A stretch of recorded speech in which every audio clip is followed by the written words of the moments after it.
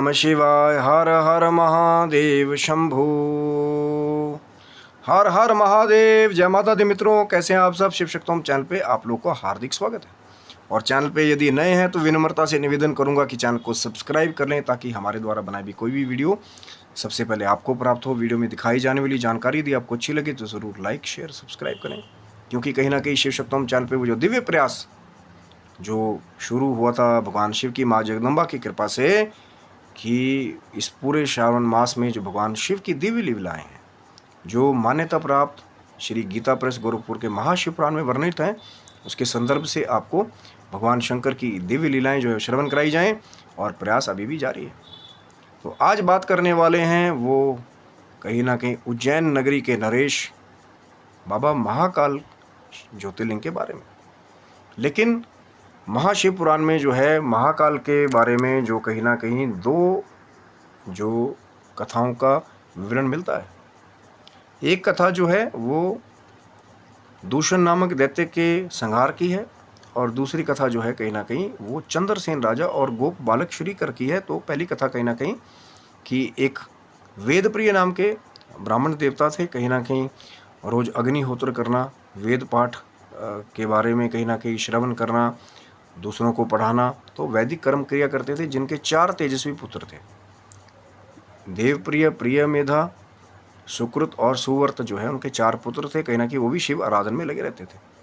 तो कहते हैं एक बार रतनमाल पर्वत के ऊपर एक दूषण नामक दैत्य था, और कहीं ना कहीं दूषण नामक जो ये दैत्य था उसने कहीं ना कहीं वो जो अवंतिकापुरी है, कहीं ना कहीं उसके ऊपर जो है कहीं ना कहीं उसने आक्रमण कर दिया। और जब शिव आराधन में लगे हुए इन 4 पुत्रों को देखा कि बाकी सब जो कहीं ना कहीं नगरवासी थे वो इन 4 पुत्रों की शरण में गए, लेकिन उनको कोई भय नहीं था, वो शिव आराधन में लगे हुए थे। और जब उस दूषण नामक दैत्य ने देखा कि ये 4 जो हैं शिव भक्ति में लगे हुए हैं कहीं ना कहीं, तो अपने चारों तरफ से राक्षसों को छोड़ दिया कि इनको मारो, पकड़ करके इनका संहार करो। और कहते हैं कि जैसे ही वो राक्षस जो है उन 4 शिव भक्तों को मारने के लिए आगे बढ़े, अब उन्होंने तो भगवान शंकर की शरण ली हुई थी, कहने के वो ध्यान कर रहे थे भगवान शंकर का। तो कहते हैं कि वहाँ पे जिस जगह पे वो शिव आराधन कर रहे थे और शिवलिंग का निर्माण करके पूजन कर रहे थे, तो वहाँ एक बहुत बड़ा गड्ढा हो गया, और देवादिदेव महादेव जो है वो महाकाल के रूप से भीषण गर्जना करते हुए वहाँ से प्रकट हुए कि ये मेरे भक्त हैं, और तुम जैसे राक्षसों का कहीं ना कहीं अंत करने के लिए महाकाल रूप से मैं प्रकट हुआ। और कहते हैं कि जैसे वो राक्षस आगे बढ़ने लगे तो एक हुंकार से ही भगवान शिव ने सबको भस्म कर दिया, और उसके बाद कहीं ना कहीं अपने भक्तों की, और वो जो 4 शिव भक्त थे उनकी रक्षा भगवान शिव ने महाकाल रूप से की। तो फिर उन चारों ने कहीं ना कहीं भगवान शिव से निवेदन किया कि बाकी सबकी भी रक्षा करने के लिए आप यहाँ पे महाकाल रूप से विराजमान होइए। तो एक कथा यह है। एक कथा जो है राजा चंद्रसेन की है, कि राजा चंद्रसेन जो है इसी उज्जैनी नगरी में भगवान शिव के बहुत बड़े भक्त हुए। मणिमद जो है, जो भगवान शिव के गण हुए, उनसे एक चिंतामणि प्राप्त हुई थी उनको, जिसको पहन करके उनकी बहुत शोभा होती थी। तो जब बाकी राजाओं को कहीं ना कहीं आसपास पता लगा कि राजा के पास ऐसी मणि है, तो सब कहीं ना कहीं उसको अपने अधिकार में लेने के लिए उन्होंने सबने मंत्रणा की, और उज्जैनी नगरी को जो है चारों तरफ से घेर लिया सबने मिल करके। तो जो राजा चंद्रसेन थे वो बाबा महाकाल की शरण में गए और मंदिर में जाकर के पूजन करने लगे। तो तभी वहाँ पे एक विधवा ग्वालन अपने बच्चे के साथ जो है उस मंदिर में आई। तो उस बच्चे ने जो है भगवान शिवजी का आराधन करते हुए राजा को देखा, और अपने घर जाके वैसा ही कहीं ना कहीं एक दिव्य पत्थर लेकर के उस पर फल फूल पत्ते इत्यादि इकट्ठे कर करके वो बच्चा जो है जैसा राजा पूजन करे थे वैसे ही वो भी शिव पूजन करने लगा। अब बच्चा इतना ज़्यादा कहते हैं कि उस शिव भक्ति में लीन हो गया कि माँ बार बार आवाज़ें लगाती रही भोजन करने के लिए, बच्चे ने नहीं सुना। बार बार बुलाने पर भी बच्चा नहीं उठा। तो माँ ने कहीं ना कहीं कहते हैं कि उस बच्चे को बहुत मारा, और वो जो पत्थर कहीं ना कहीं शिवलिंग के रूप में स्थापित किया था उस बालक ने, उसको भी उठा करके फेंक दिया। और जब देखा उस बच्चे ने कि माँ ने सारी सामग्रियाँ इधर उधर बिखेर दी हैं, तो कहीं ना कहीं वो मूर्छित हो गया, और माँ जो है वो घर के भीतर चली गई। लेकिन जैसे ही वो बच्चा उठा उस मूर्छा के बाद, उसने क्या देखा कि सब जगह एक बहुत बड़ा विग्रह जो है मंदिर भगवान शिव जी का बन गया, और सब जगह मणियाँ लगी हुई हैं, और दिव्य जो है सोने की लताएं लगी हुई हैं। और जैसे घर के भीतर गया वो वहाँ पे देखा तो माता दिव्य पलंग पे और आभूषणों को पहन करके किसी देवांगना की तरह लग रही हैं। और जब माँ ने भी आंखें खोली तो उन्होंने देखा कि तो चमत्कार हो गया। तो सब वो जो विग्रह प्रकट हुआ था, राजा चंद्रसेन भी उसको देखने के लिए गए और जो नगर के लोग हैं वहाँ बहुत भारी उत्सव हुआ। वहाँ पे जो ये जो स्वरूप प्रकट हुआ था, और कहीं ना कहीं फिर वहाँ पे कहते हैं कि उसी क्षेत्र में हनुमान जी भी जो है वो वहाँ पे पधारे। जो बाकी राजा थे कहीं ना कहीं उन्हें भी ये पता लग गया कि जब वो उत्सव के बारे में उन्हें पता लगा कि ऐसे दिव्य मंदिर का विग्रह जो है कहीं ना कहीं प्रकट हुआ है, तो राजा चंद्रसेन तो बहुत बड़े शिव जी के भक्त हैं, यदि हम इनसे वैर लेंगे कहीं ना कहीं तो भगवान शिव जी जो है वो हमें नहीं छोड़ेंगे। तो उन्होंने भी अपना वैर भ्याग त्याग करके राजा से मित्रता करके उस अवंतिकापुरी में उज्जैन नगरी में वो अंदर गए। उन्होंने भी उस विग्रह का दर्शन किया, और वो जो बालक था कहीं ना कहीं जिसे राजा चंद्रसेन ने अपने गले से लगा लिया था, जिसकी वजह से भगवान शिव का वो विग्रह उत्पन्न हुआ कहीं ना कहीं, तो फिर बाकी राजाओं ने भी दिव्य भेंट जो है उस बालक को दी।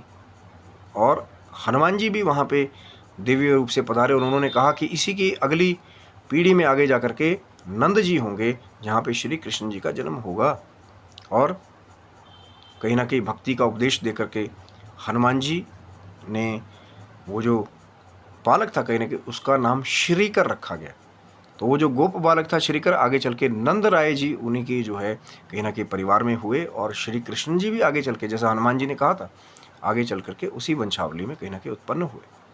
लेकिन वो जो अवंतिकापुरी में उज्जैनीय नगरी में जो महाकाल का स्वरूप है, महाकाल कालों के भी काल, कि कहीं तो प्रभु जो है अपने 4 भक्तों की रक्षा करने के लिए दूषण नामक दैत्य का वध करने के लिए भयंकर गर्जना करते हुए महाकाल के रूप से प्रकट हो गए बहुत बड़े गड्ढे से, और कहीं एक बालक की हुई आराधना से जो है प्रसन्न होकर के बाबा महाकाल जो है आज भी जो है उसी क्षेत्र में जब सबने निवेदन किया तो सबका कल्याण करने के लिए आज भी वहाँ महाकाल के रूप से उस महाकाल शिवलिंग में ज्योतिर्लिंग में कहीं ना कहीं विराजमान है।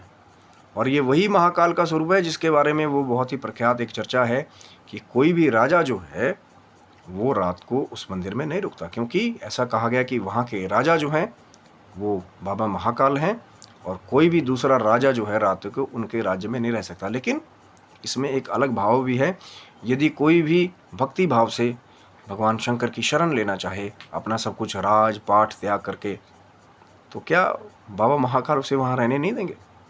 पर भक्ति के बल पे, समर्पण के बल पे, और ये जो दिव्य लीला है कहीं ना कहीं महाकाल की, तो ये दिव्य 2 कथाएं कहीं ना कहीं महाकाल के प्राकट्य के स्वरूप में प्राप्त होती हैं। लेकिन दर्शन और पूजन करने से वो जो महाकाल ज्योतिर्लिंग है, बड़े बड़े भयों से जो है भक्तों को मुक्ति मिलती है कि किसी बात का भय नहीं रह जाता।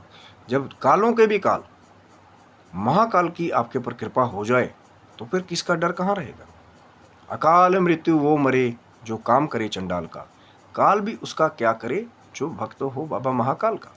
जो महाकाल का भक्त है तो काल भी उसका क्या करेगा। यमराज को काल कहा गया है, लेकिन भगवान शिव जी ने एक बार यमराज को भी प्रताड़ित किया था, तो काल को भी प्रताड़ित करने की वजह से वो कहलाए कालों के काल महाकाल। और ये जो महाकाल का स्वरूप है उज्जैन में, कहीं ना कहीं वही उज्जैन के नरेश कहे गए हैं, वही उज्जैन के राजा कहे गए हैं। और आज भी जो कोई भी बाबा महाकाल की श्रद्धा से भक्ति से कहीं ना कहीं कथा का श्रवण भी करते हैं या जा कर के वहाँ पूजन भी करते हैं, या अगर नहीं भी जा पाएँ और बाबा महाकाल के स्वरूप का कहीं ना कहीं स्मरण करते हैं, तो फिर कहीं ना कहीं भगवान शिव जी या वो बाबा महाकाल के स्वरूप से अभय दान जो है अपने भक्तों को प्रदान करते हैं। तो फिर भक्त भी निडर हो जाते हैं, क्योंकि काल भी क्या करेगा, जो भक्त हो महाकाल का।